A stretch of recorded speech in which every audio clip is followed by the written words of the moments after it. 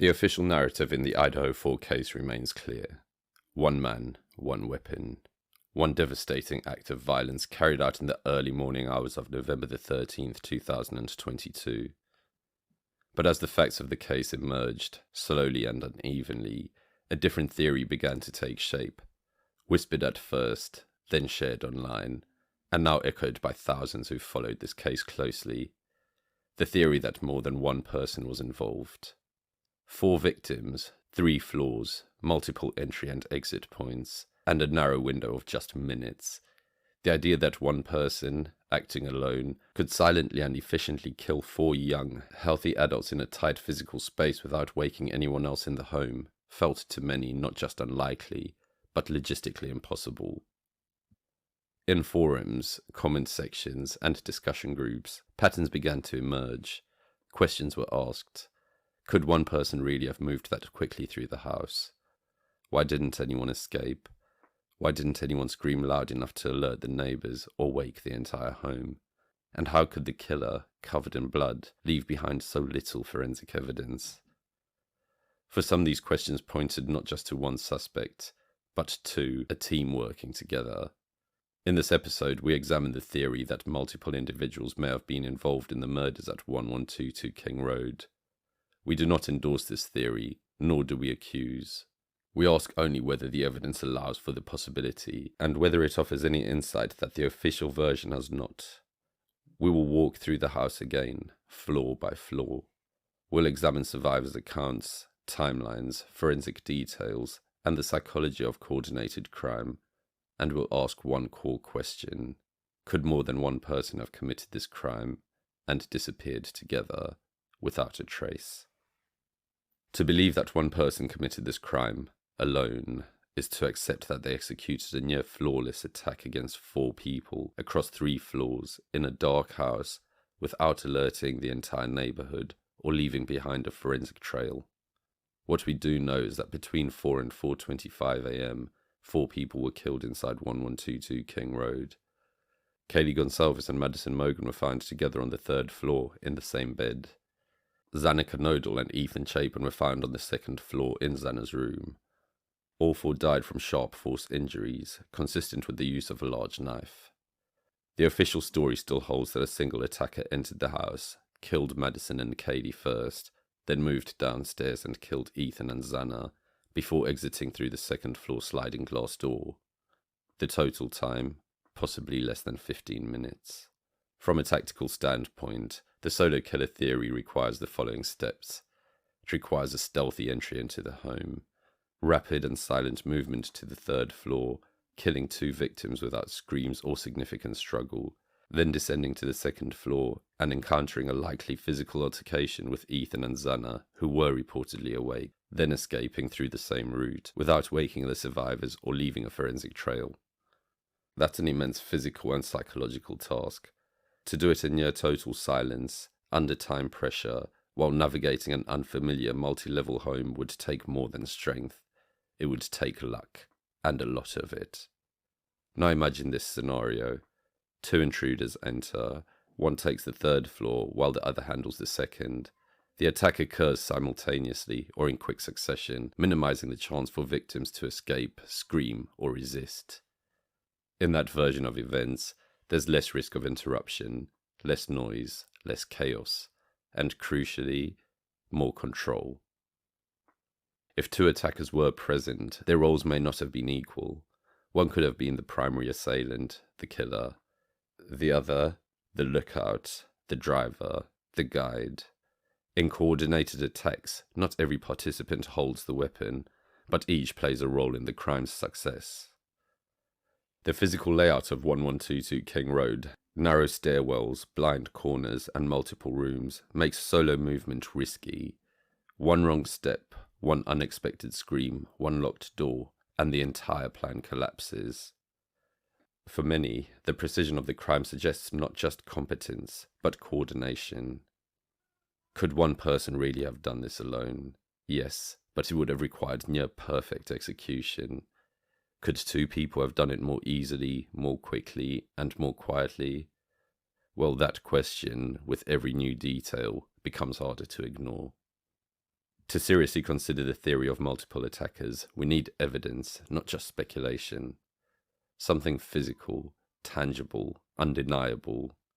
In this chapter, we visit the forensic records, because while the official story focuses on a single killer, the latest disclosures suggest something more complex might be at play. Let's start with what the prosecution believes is the strongest evidence. A leather K-bar knife sheath was found on the bed next to Madison Mogan's body. A single source male DNA was recovered from the snap button. That profile, prosecutors say, matches Bryan Kohberger. The DNA was initially linked using genealogical tracing through his father's recovered trash, then confirmed through direct testing.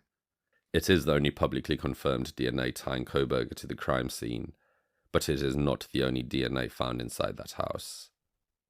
According to court filings, a 3-person mixture of DNA, not including Kohberger, was recovered from under Madison Mogan's fingernails. This suggests possible physical contact, possibly even a struggle. The defense has argued that this DNA should be made inadmissible, warning it could confuse or mislead the jury. But its existence opens a powerful door. Was someone else there that night? Someone Madison fought back against? Further court documents reveal blood samples recovered from 2 additional locations. A handrail inside the house, and a glove found outside. These samples, according to forensic testing, belong to 2 different unidentified males, neither of them Bryan Kohberger. To the defense, this is crucial. They argue that these DNA profiles suggest one thing: Kohberger may not have acted alone, or may not have been involved at all. Despite these findings, no other suspects have been arrested. Law enforcement has not publicly named or pursued these unidentified individuals. They may be ruled out: innocent visitors, first responders, or background DNA. Or they may not be. The knife sheath DNA connects Kohberger to the crime, but other DNA found under a victim's fingernails and in key areas of the home does not. This doesn't confirm a second killer, but it complicates the case against the one we know. DNA is silence, but it's also storytelling, and in this story, the genetic evidence may be telling us that someone else, someone not yet named, was present that night. If that's true, then the single attacker theory may be more fiction than fact. Inside 1122 King Road, 6 people were home in the early hours of November the 13th. 4 were murdered, 2 survived, and yet, through it all, the house remained silent. The brutal killings were believed to have occurred sometime between 4 and 4:25 a.m., but the 911 call would not come until almost 12 p.m., nearly 8 hours later. What happened in that time remains one of the most disturbing and misunderstood elements of this case. To understand this, we'll look at the official published court documents. Here is what is said to have happened. It's reported in court documents that at approximately 4 a.m., DM heard strange noises and crying coming from the bathroom. She opened a door at one point and saw a man dressed in black with a ski mask walking by her bedroom door. She then placed calls and texts to her other roommates to see if they were awake. Only BF, who resided on the ground floor, answered. They spoke once for 24 seconds, during which DM told BF she thought she heard something. They spoke again a minute later for 41 seconds, when DM told BF she saw a man in a ski mask leaving the house. They then exchanged the following text messages between 4:22 and 4:26 a.m. DM to BF, no one is answering. DM to BF, I'm really confused right now. DM to Kaylee, Kaylee. DM to BF, what's going on? BF to DM, yeah dude, WTF. BF to DM, Zana was wearing all black. DM to BF, I'm freaking out right now. DM to BF, no, it's like a ski mask almost. BF to DM, STFU. BF to DM, actually. DM to BF, like he had something over his forehead and little and mouth. DM to BF, Bethany, I'm not kidding, I am so freaked out. BF to DM, so am I. DM to BF, My phone is going to die. BF to DM, come to my room. BF to DM, run. BF to DM, down here. DM to BF, I'm scared though. BF to DM, yeah, I know, but it's better than being alone. The court document continues, saying that during the foregoing exchange, DM also attempted contacting Ethan Chapin through Snapchat. She again tried calling Katie and Zana, but neither responded. DM then exited her bedroom and began running towards BF's bedroom. On her way, she noticed Zana laying on the floor of her bedroom, with her head towards the wall and her feet towards the door. DM thought Zana was drunk. Once DM arrived at BF's room, they locked the door and both made additional unanswered calls to other roommates. DM again texted Katie, please answer, with no response. Between approximately 5 a.m. and 6:30 a.m., DM engaged in activity on her phone, primarily creating, editing, and deleting images and videos. Her phone activity then ceased until 8:05 a.m., when DM accessed Instagram for a few minutes. At 10 a.m., DM again accessed Instagram and communicated over Snapchat. At 10:23 a.m., she texted Madison asking, "Are you up?" She received no response. DM continued to access Instagram and Snapchat until 11:29 a.m., when she texted Katie, "Are you up?" Again, there was no response, which DM thought was strange because Katie and Madison were early wakers. DM continued accessing various social media sites, including checking Ethan and Xana's Snapchat locations. At approximately 10:40 a.m., DM's father texted about scheduling a time for a chat, to which DM responded. She also received 2 texts from a person named Jenna, stating "bro" and "do you guys need me to come and get you?" At approximately 11:50 a.m., DM called a friend EA and asked her to come over and check the house because she was scared. EA and her boyfriend HJ came over. They met DM and BF at the bottom floor of the house. HJ started to walk up the stairs to the 2nd floor. When they reached the 2nd floor, HJ went to the kitchen to grab a kitchen knife. When he came back out, DM said she saw Xana again for a split second, and I just started bawling because I thought she had just I don't even know. I thought maybe she was just still drunk and all asleep on the floor. BF also saw Xana laying on the floor. HJ told DM and BF to get out. EA, who had started up the stairs, also turned around after HJ instructed her not to come any further. They both went outside. Shortly afterwards, HJ exited the house and told them to call 911. He was pale white and mentioned something about seeing someone unconscious. At 11:56 a.m., BF called 911 from a cell phone and spoke to Carolina Kelvin, the 911 dispatcher. The call lasted 4 minutes and 11 seconds. During the call, the phone was passed to different individuals, including BF, DM, HJ, and an unidentified female speaker. Heavy breathing and crying can be heard throughout the call. Here is a clip of that call. 911 location of your emergency. Hi, something is happening. Something happened in our house. We don't know what. What is the address of the emergency? 1122.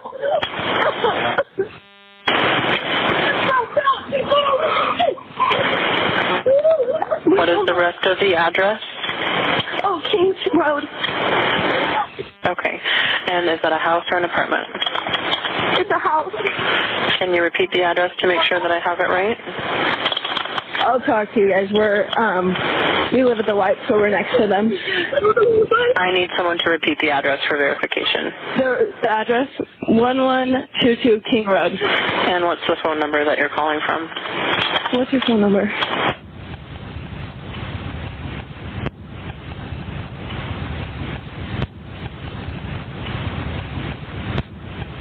And tell me exactly what's going on. One of the roommates has passed out, and she was drunk last night, and she not wake me up. Okay. Oh, and they saw some man in their house last night. Yeah. Hi, this is. And are you with the patient? Okay, I need someone to keep the phone, stop passing it around. Can I just tell you what happened pretty much? What is going on currently? Is someone passed out right now? I don't really know, but pretty much at 4 a.m. Okay, I need to know what's going on right now if someone is passed out. Can you find that out? Yeah, I'll come. Come on, but we gotta go check. But we have to.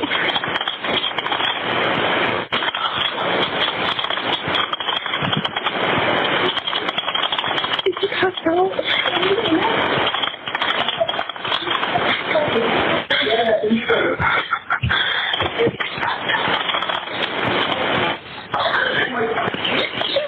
What's wrong? She's not waking up. Okay, one moment. I'm getting help started that way. Okay, thank you. What's wrong?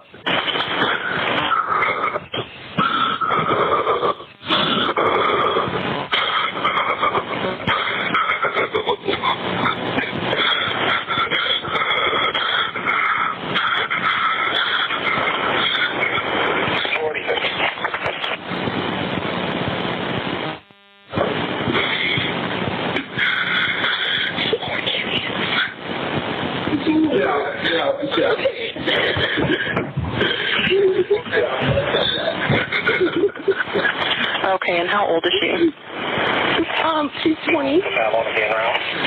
20, you said? Yes, 20 here to Okay. them. Hello? Hello? Okay, I need someone to stop passing the phone around because I've talked to 4 different people. Okay, sorry, they just gave me the phone. Is she breathing? Hello? Is she breathing? No. Okay.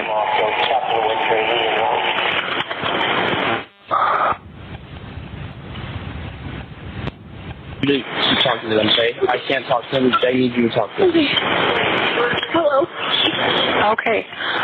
I've already sent the ambulance and law enforcement. Stay on the line. If there is a defibrillator available, send someone to get it now and tell me when you have it. Say that again? There's a police here right now. Okay. If there is a defibrillator available, send someone to get it now and tell me when you have it. We don't have one. I think yes. Do you have a defibrillator? Yes, you have one. Are you talking to the officer? Yes. Okay, I'm going to let you go since he's there with you and can help you. Okay. BF spoke first, stating, "Something is happening. Something's happened in our house and we don't know what." BF attempted to provide the address of the house to dispatch, but could not continue.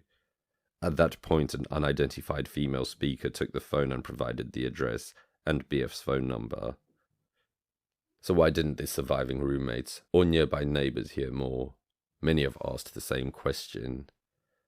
The weapon is suggested to be a knife, not a gun, but the brutality of the attack, 4 people stabbed multiple times, should have created chaos, screaming, crashing, running, something, anything.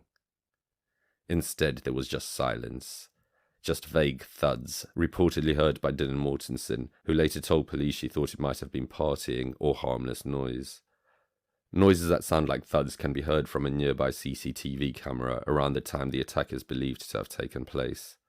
Let's have a look at this and listen for the thuds.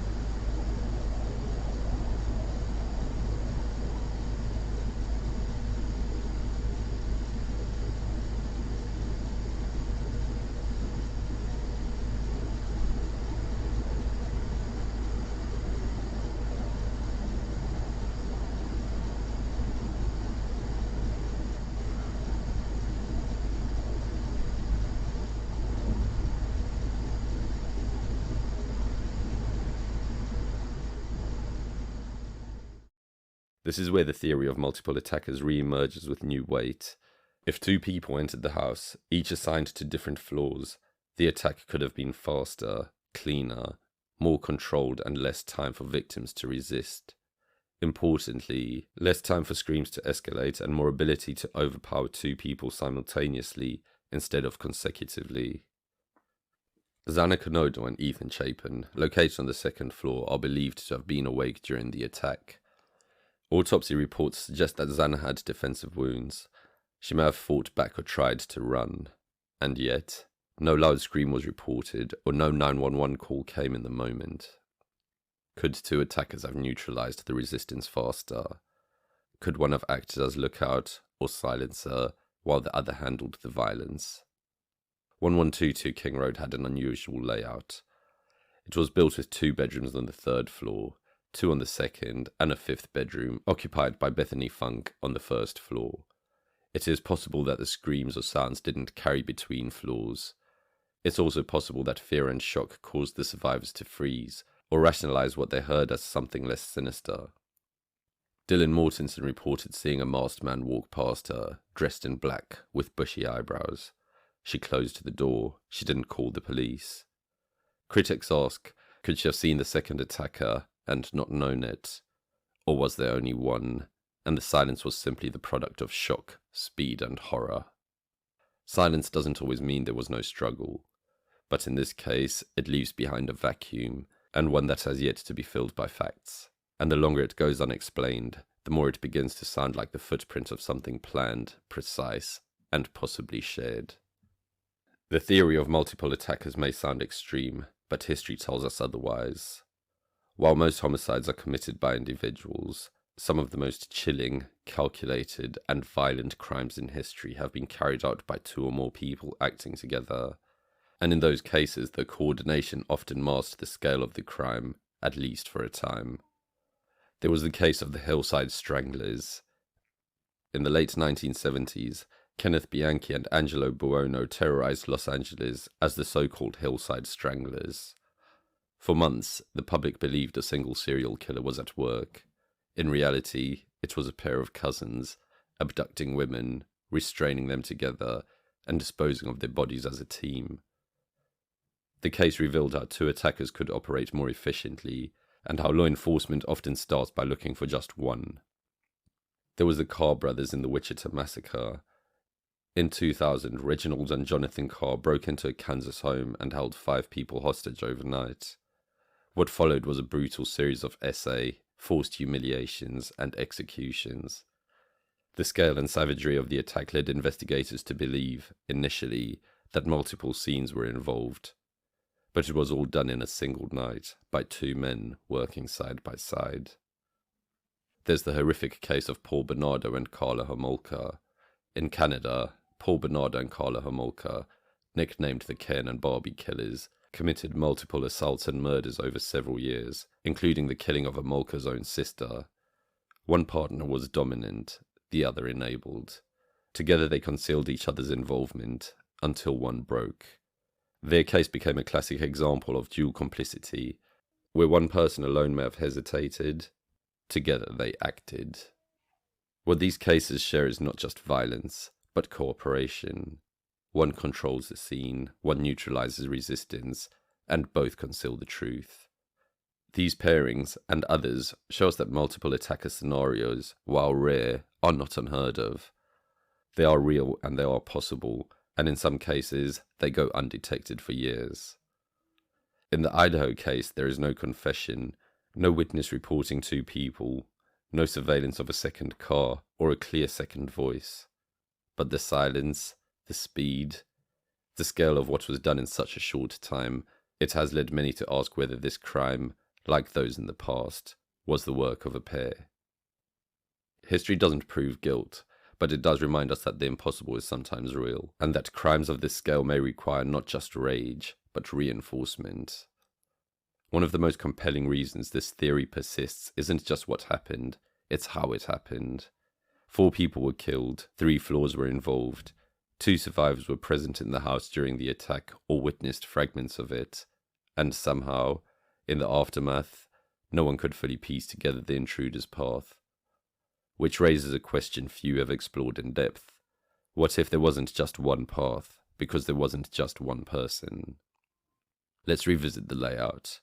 Madison Mogan and Kaylee Gonsalves were found in the third-floor bedroom, together in bed. Ethan Chapin and Xana Canode were found in Xana's second-floor room. Bethany Funk and Dylan Mortensen were in separate first and second-floor bedrooms, respectively, and survived. If one attacker moved through the house from top to bottom, how did they do it without being stopped, heard, or confronted? And could a second attacker explain how each area was controlled so efficiently? If there were two intruders, they may have entered the home at the same time, split up, and executed the plan in parallel. In this example, attacker A heads upstairs to the third floor, neutralizes Madison and Kaylee, while attacker B handles the second floor, neutralizing Xana and Ethan. Less time, more control, no interference between them. This could explain how the victims had so little time to react. No warning from upstairs, no crashing sound from below, just sudden, compartmentalized violence. Dylan Mortensen reportedly heard crying and a voice saying, "It's okay, I'm going to help you." She opened the door and saw a man dressed in black, wearing a mask with bushy eyebrows. He walked past her and exited through the sliding glass door. This description was later tied to Bryan Kohberger. But here's the question. Was he the only person she could have seen? In a multi-attacker scenario, the other person could have exited earlier, or via another route entirely. Was Dylan seeing attacker A, while attacker B was already gone? Only one car, the white Hyundai Elantra, was captured on camera in the area. But if two attackers were involved, could one have escaped on foot? Through the wooded areas, side roads, or simply waiting for the scene to clear? Could the second attacker have blended in, waiting among neighbors, posing as a bystander, or even circling back after the police arrived? Inside a narrow house with multiple floors, could two attackers have coordinated without crossing? Yes, if the plan was rehearsed and they communicated, if they knew the layout. In that case, each floor becomes a zone, not a challenge. When we assume only one killer, we're forced to make sense of an impossible path. Too fast, too silent, too precise. But if we consider the presence of two, then suddenly the movement makes sense. The silence feels explainable, and the house tells a different story. One that's divided, coordinated, and still unanswered. After the horror came the silence, and then they were gone. No one saw the killer flee. No cameras captured anyone running.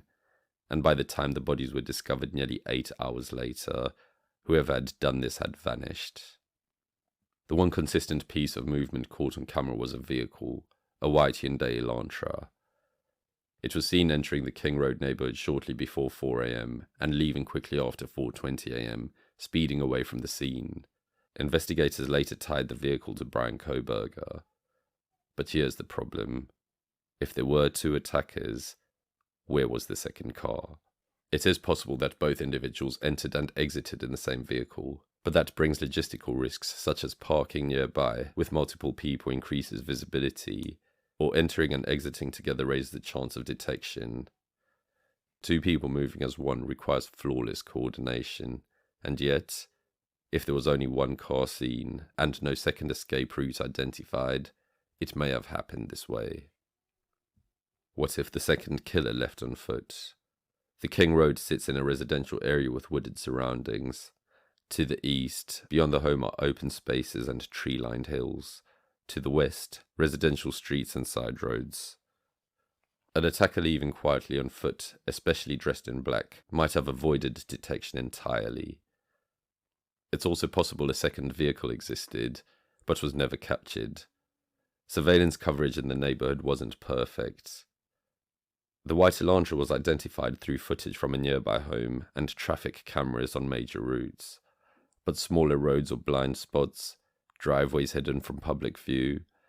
If a second car was parked just 1 block away, it may never have been recorded. Another theory suggests that one attacker drove while the other walked or waited, or even blended in with neighbors returning home after a night out. A car leaves and one person is seen, but the second, the one not caught on camera, is the one no one thought to look for.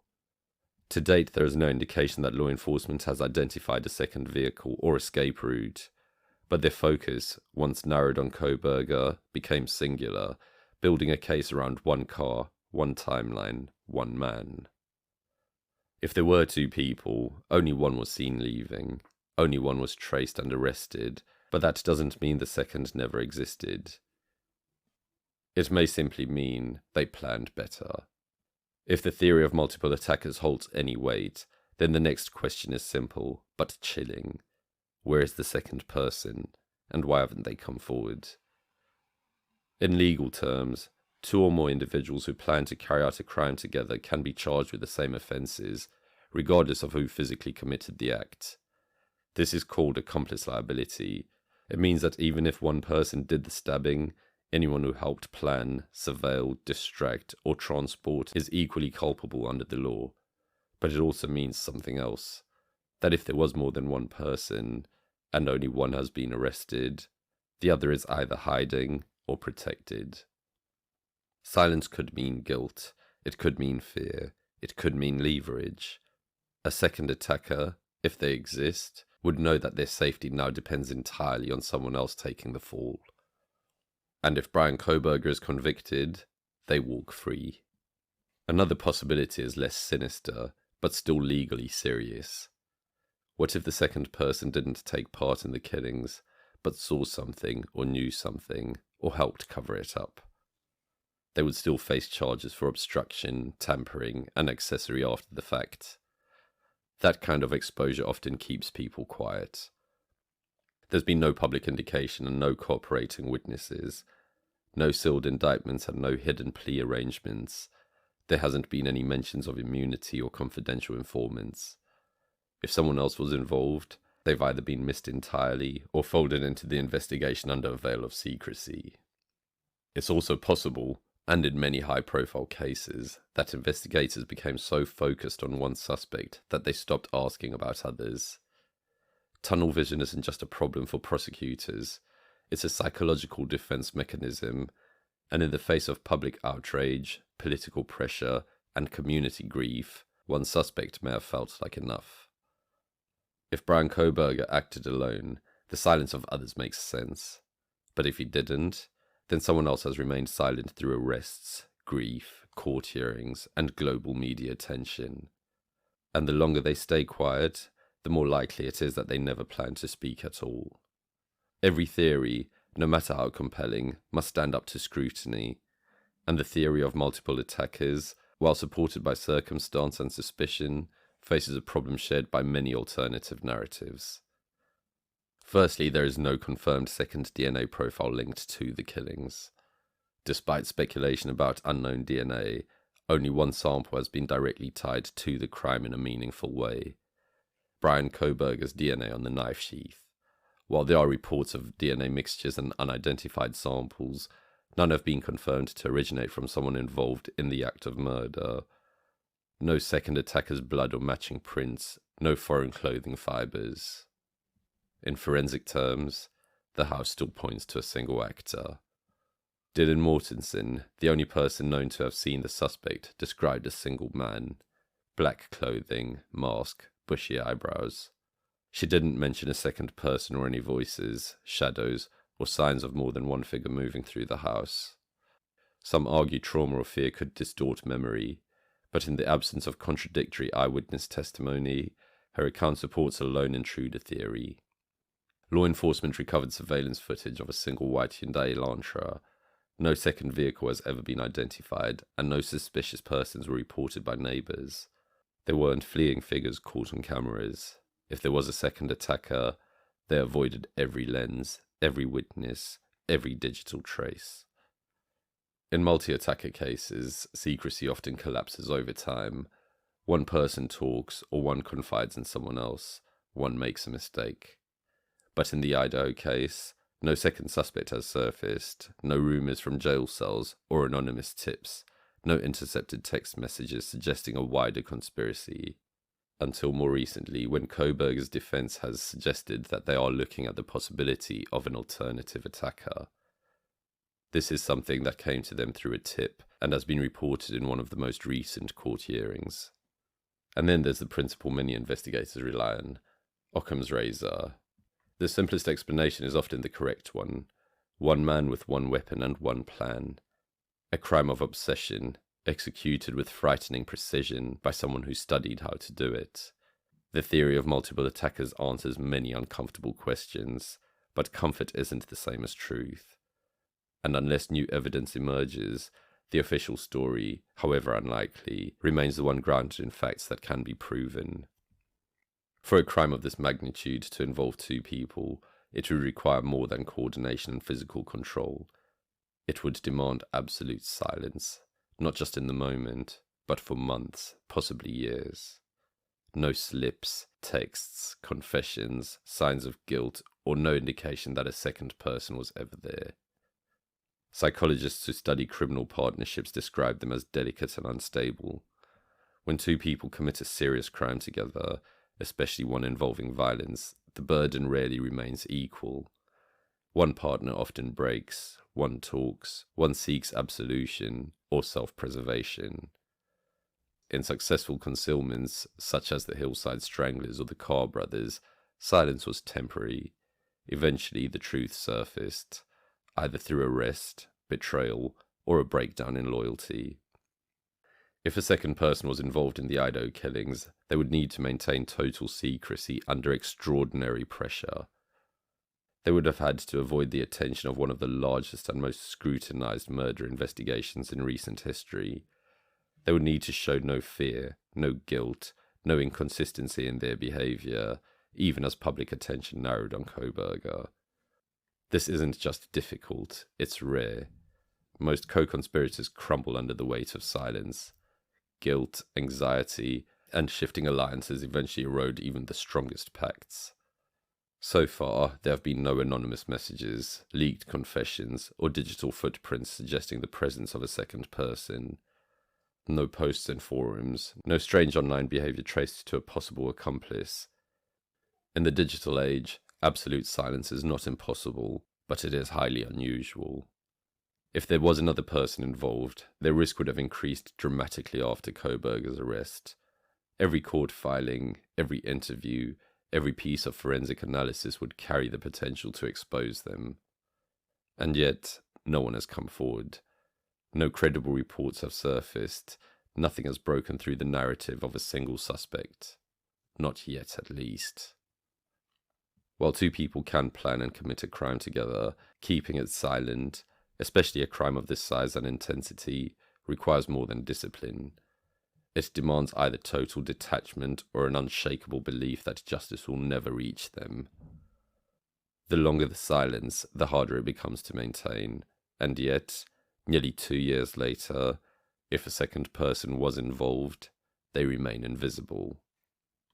Two attackers might explain the speed, the silence, and the scale of what happened inside 1122 King Road.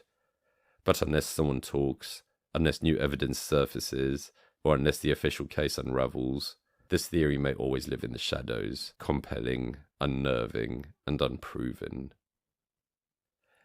This concludes the first part of our investigative series, the Idaho 4 Theories Behind the Official Narrative. We've examined the idea that more than one person may be involved in this crime, not to replace the official story, but to question what else could be true. In the episodes ahead, we'll continue exploring other theories that challenge what we've been told, including whether the victims may have been killed elsewhere and brought back to the house, if a firearm may have been involved. We'll look at the questions surrounding the surviving roommates, and ultimately, a deep forensic dive into the official court documents. If you found this episode thought-provoking, we invite you to like, comment, and subscribe. Your insight fuels these investigations, and your voice helps preserve the truth. We invite you to discuss this theory in the comment section below.